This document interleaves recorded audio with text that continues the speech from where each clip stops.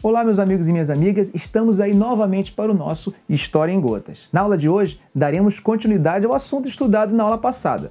Se você não assistiu essa aula, eu lhe recomendo fortemente que assista. Para tanto, basta clicar no card que aparece aqui em cima que você será direcionado diretamente para essa aula. Vamos à aula de hoje? Na aula de hoje falaremos sobre a Constituição de 1824 e acerca da conjuntura na qual ela foi outorgada.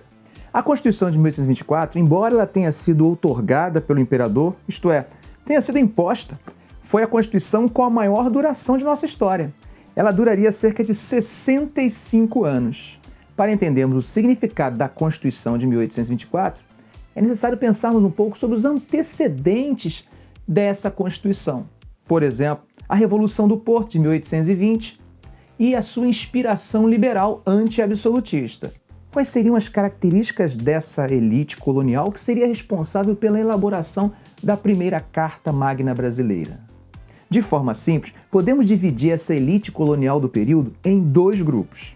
Os brasileiros, majoritariamente ligados à terra, e os portugueses interiorizados, que em grande parte estavam ligados à atividade do comércio. Mesmo com diferentes percepções acerca de um projeto de Brasil, os dois grupos naquele momento possuíam uma preocupação em comum. Essa preocupação era a intenção das cortes portuguesas em revogar aquele decreto de abertura dos portos de 1808, que na prática havia eliminado a nossa condição de colônia. Tal interesse contribuiu para que os dois grupos se vinculassem à figura de D. Pedro. D. Pedro esse, que se nós olharmos com cuidado, perceberemos que ele não seria a figura mais ideal para liderar um processo de rompimento definitivo com a metrópole portuguesa. Afinal, além de português, ele era filho do rei de Portugal e príncipe herdeiro do trono luso. Proclamado o Império em 7 de setembro, nascia o Estado brasileiro. Era necessário formalizar tal nascimento. Para tanto, a elaboração de uma Constituição era algo inevitável. Embora, mesmo antes do 7 de setembro, já houvessem discussões acerca da elaboração de uma Constituição para o Brasil, é no ano de 1823 que nós assistiríamos às discussões mais calientes acerca da elaboração da nova Carta.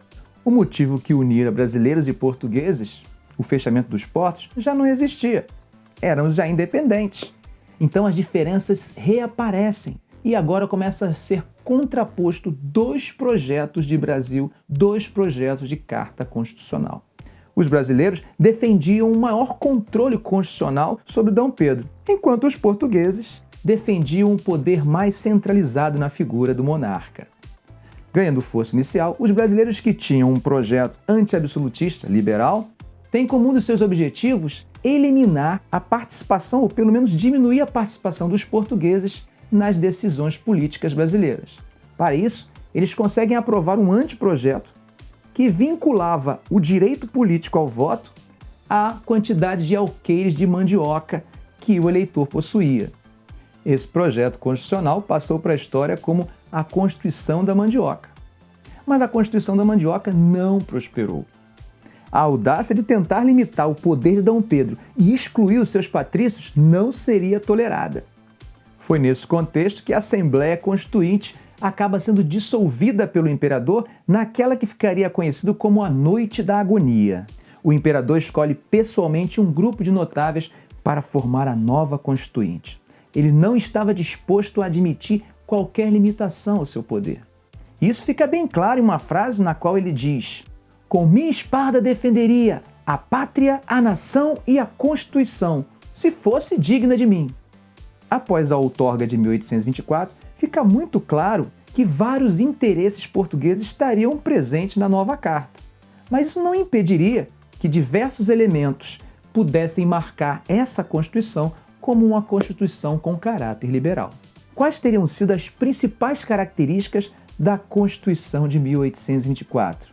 A primeira Constituição de nossa história. Ficamos por aqui.